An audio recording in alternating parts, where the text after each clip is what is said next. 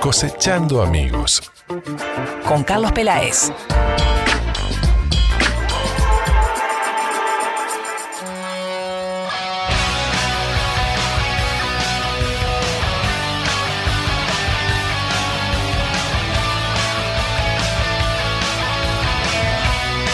Charlie, querido, ¿cómo vas? Bueno, bien, estábamos hablando de casa con Enzo. Sí. En realidad, ninguno de los dos nunca. No, está bien. Nunca Sí. agarró un arma ni una onda, ¿no? Yo tampoco. Nos llevamos mal con las armas y tampoco soy muy amigo de los animales, lo debo decir, con mucho respeto. Pero Claro. no me gusta, yo soy un tipo de asfalto, ¿viste? Está bien. De otros animales. Bueno, lo bien que haces, Carlos. Bueno, la semana próxima, cuando comienza el año, ¿no? Sí. Llega el último ciclista, que no sé dónde llega este año, porque antes llegaban al velódromo, ya no llegan más al velódromo, no sé. Bueno, cuando llegue el último ciclista comienza el año. Con el comienzo del año tenemos conflicto en ANCAP. Que un conflicto parcial va a ser, pero puede llegar a ser importante porque el ente ha llamado a licitación internacional para contratar a una empresa naviera que preste el servicio completo de fletes de combustibles blancos automotrices, así lo llaman, como gasolinas y gasoil, ¿no? En barcos que naveguen a través de la hidrovía Río de la Plata y Río Uruguay, desde la refinería de ANCAP en La Teja a las plantas de distribución de Juan Lacase en Puerto Sauce o el amarradero de ANCAP en Paysandú, o entre las mencionadas plantas, o para realizar servicio también al convoy remolcador barcazas de ANCAP. O sea, en realidad, como yo decía, el Quilloro no muere de todo, pero tiene situación compleja, ¿no? Sí. La contratación será para transportar un mínimo anual de 230.000 metros cúbicos, pudiendo llegar a un máximo anual de 360.000 metros cúbicos, pero el propio llamado establece que, como en toda licitación pública, se puede incrementar hasta el 100% el monto adjudicado, ¿no? O sea, podemos llegar hasta 460.000 metros cúbicos o máximo de 720.000 metros cúbicos. Cifras muy importantes, ¿no? A ver, en realidad el flete fluvial alivia notoriamente las arcas del ente, ¿no? Fíjate que estos días se informaba que un flete a Paysandú de la planta de ANCAP cuesta 40.000 pesos. Bien, muchos se hacen con camiones de la propia empresa, ¿no? Sí. Pero en realidad es un costo importante porque además han habido problemas de descoordinación y entonces muchas veces tiene que ir un camión a llevar combustible, vuelve vacío y tiene que ir otro camión vacío a buscar etanol. O sea, no se coordina que el camión que va lleno vuelva lleno, ¿no? Sí. Pero todas estas cosas en realidad forman parte de la organización que tiene el ente. Te decía que el próximo lunes van a comenzar a tomarse medidas para frenar lo que el sindicato de ANCAP denomina privatización del abastecimiento de combustible para el norte y el litoral, ¿no? El martes 3 va a haber un paro parcial de 10 a 14 horas en el área metropolitana y de 12 horas para las plantas del interior. Y a partir del 6 de abril se van a realizar paros de 2 horas en cada una de las plantas. Y otra medida que se resolvió es no cargar barcos ni camiones privados para abastecimiento interplantas. O sea, esto podría provocar de alguna manera dificultades en el acceso a combustible para la ciudadanía, ¿no? Sí, evidentemente.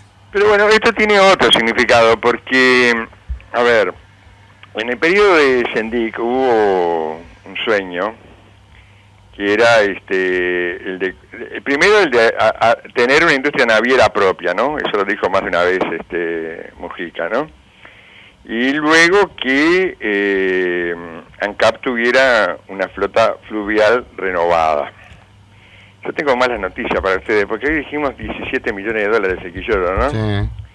No, fue un poco más. Porque eran 12 y medio, creo. 12 y medio, claro, fue lo que se presupuestó originalmente. Terminó costando 5 millones de dólares más. ¿Y ahora?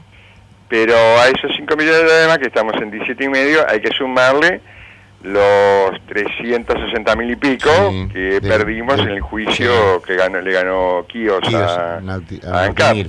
siguen. Pero además, con el tema de Nautimil, sí. Recuerden ustedes que el remolcador fue votado en el año 2013, pero no funcionó hasta el 2016. Sí, claro.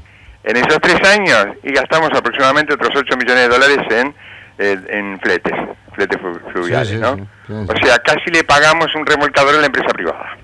Sí, que es parte de todo este tema. Que además vino un Nautimil. remolcador nuevo también. Claro, parte del tema de Nautimil Kios, ¿no? Digo, Claro, es un lío grande. Sí, sí. Ese es un lío muy es terrible grande, ¿no? lo que gastamos, digo, al final no hacemos nada, lo que hacemos no lo usamos, no anda, no funciona, después terminamos alquilando, digo, es una Es guita un problema, que se va por todos lados. ANCAP siempre tuvo una flota de cabotaje para abastecer sus plantas, ¿no? Tanto la de Juan Lacase como la de Paysandú. Me explicaban en la Federación ANCAP que comparativamente con los camiones la diferencia en volumen y en potencia transportada es infinitamente conveniente, ¿no? Parte de la flota fluvial fueron el ANCAP quinto, el sexto y luego el ANCAP noveno. A los 2 primeros, al quinto y al sexto, los liquidaron durante el gobierno de Julio María Sanguinetti. El noveno era el que quedaba de esa época, necesariamente por las características del buque de combustible, tiene que ir a dique más seguido, y eso encarece su operativa, ¿no? Durante la presidencia de Raúl Sendic, la Federación ANCAP propuso la construcción de las barcazas y el remolcador. Pero ellos mismos señalan, interesante, ¿no?, que fueron víctimas de la corrupción interna. Porque la propuesta era buena y eficiente, pero bueno, ahí ya todos sabemos lo que pasó, ¿no?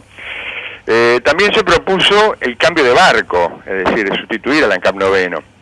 Pero eso no tuvo andamiento debido al conjunto de intereses que frenan un transporte más barato. Ahora el directorio decidió contratar un barco sustituto que, además de la tarea del noveno de transporte de combustible propio, este barco sirva para abastecer y suministrar combustible. Siempre se tuvo algún tipo de licitación para que trajeran combustible importado que está en almacenamiento cercano, porque ahora esto es una variable, ¿no? ANCAP compra combustible en zonas cercanas, no en Uruguay, compra en Brasil o en Argentina, ¿no? Combustible ya refinado. Entonces esos barcos se están usando para eso. Esto es interesante porque en realidad me lo explicaban hoy, porque viste, hay un mercado internacional del combustible, ¿no?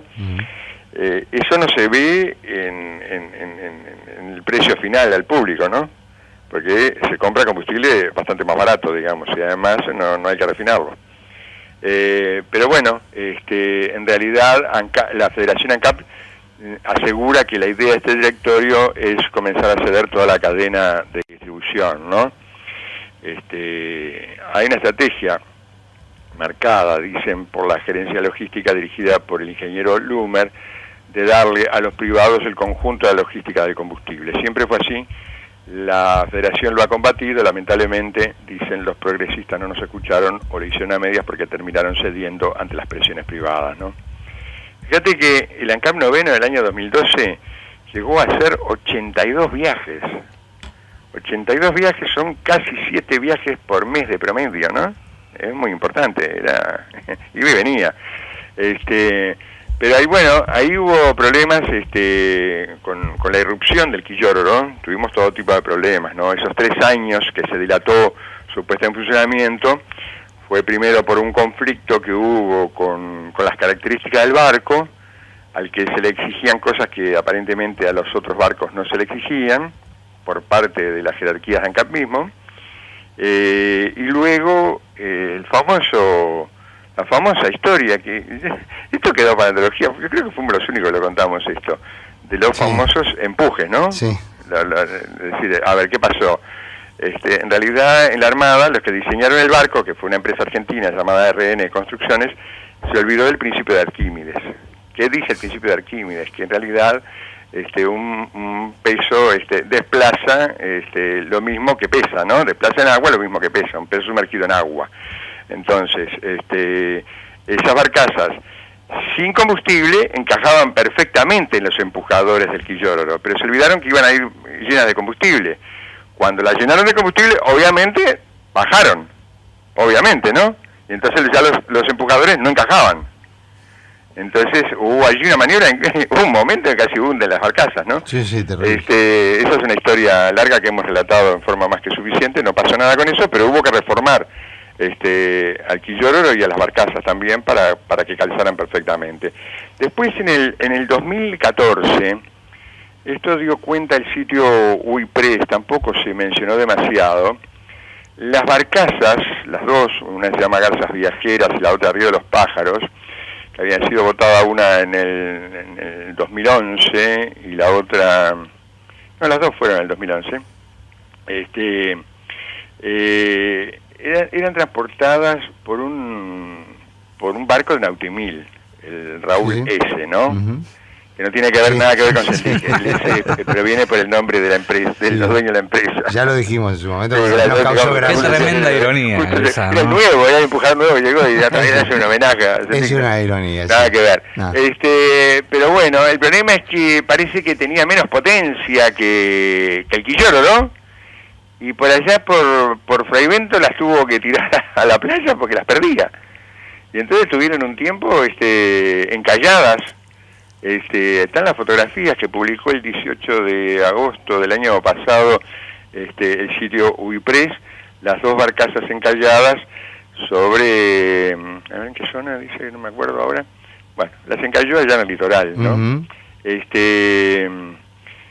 Pero bueno, esto forma parte de un desastre colectivo que termina, no por todo esto, sino por procedimientos inadecuados que tuvieron que ver con el conflicto entre Nautimil y Quíos, que se peleaban por centímetros, y en realidad había una exigencia de dimensiones de los barcos, y bueno, allí hubo una historia con la que hicieron participar a la Marina, al grupo de buceo, en condiciones inadecuadas, una cuestión de mala fe, que es lo que dice efectivamente que hicieron estos dos jerarcas de ANCAP, que son el jefe de mantenimiento de la división marítima Eduardo Goldstein y el integrante de la jefatura de operaciones marítimas Ricardo Lemes, para quienes el fiscal Pacheco pidió su procesamiento, ¿no? Que tiene que ver con este conflicto en realidad. Todo el tema de Quillororo quedó saldado como una cuestión de divergencias en el trámite administrativo, digamos, el fiscal no encontró delitos.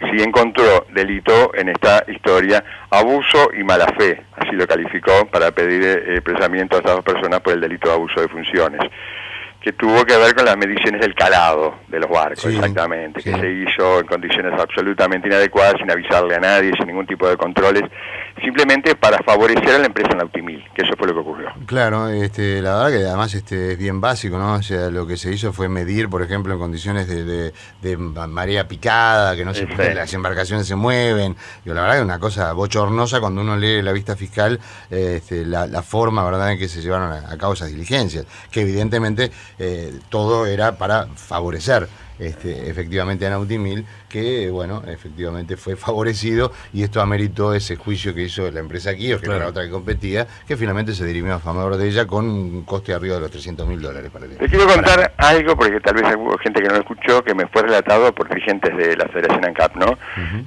Que ocurrió, digamos, que de alguna manera revela todo el entramado que hay en esta historia, ¿no? Cuando la empresa Christophersen trajo el buque Sofía, convocó a funcionarios de ANCAP a una reunión en el barco en conjunto con la Intergremial Marítima. Y allí, entre otras cosas, le propuso a los funcionarios compartir las ganancias y beneficios para, poner entre comillas, agilitar el trabajo conjunto. Mira. O sea, el Sofía es un barco privado, ¿no? Sí, sí. Está claro, es un barco privado, operaba en otras condiciones. Y bueno, de esto trata. El tema del mar es complejo, ¿no? No es solamente de la época de los ingleses, que viene la pata de palo y el loro en el hombro. Tal cual, sí, ya tiene su tiempo. Bueno, bien. Bárbaro, le agradecemos al ciudadano Jorge, que nos acaba de colgar en nuestra comunidad de Twitter, en el perfil. Parte de lo que se manifestó en la comisión, ¿verdad? Y en el Senado al votarse la ley esta, con el error del deróguese por el sustitúyese. Y bueno, advirtiendo aquí en este caso a Morín del error de lo que el Frente Amplio, ¿verdad?, con su mayoría junto a otros legisladores aprobó. Dice que Claro, dice él, no se puede decir que no sabían. Y está, ¿verdad?, un tramo de la intervención donde Amorín dice, señora, le dice a Mónica Javier, que era la presidenta, ¿verdad?